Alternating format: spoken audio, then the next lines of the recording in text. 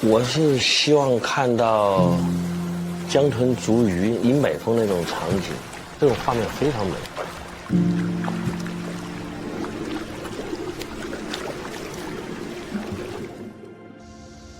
看见没有，在嘴上，我把它轻轻带到岸边头来。哎，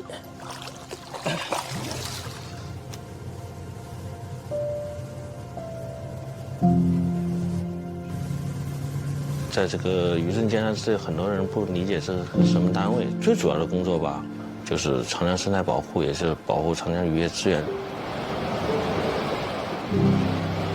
它不止脚嘞，平钓区还在钓。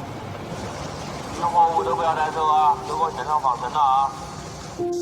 In 2021, a 10-year fishing ban took effect in the pivotal waters of the Yangtze River to restore biodiversity.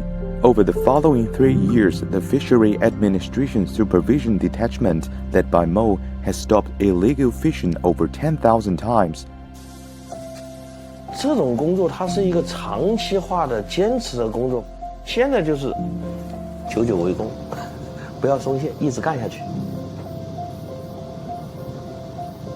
这就是江豚，这就是在白衣豚馆里面养的江豚。好可爱啊，好点还要把它宣传做得更大一点，因为我们不进社区，我们进学校、进工厂，我们想大家都自觉，共同来爱护我们的长江。江豚这个可爱的形象会引发人们的关注，这样的话，我们就形成了一个以江豚为切入点，引发所有人关注到长江大保护，从而践行长江大保护的这么一个过程。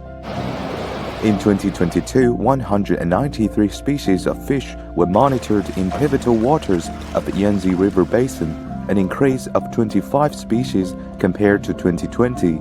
Meanwhile, 2022 surveys also show that there were 1,249 finless porpoises in the Yangtze, up 23.42% from 5 years ago.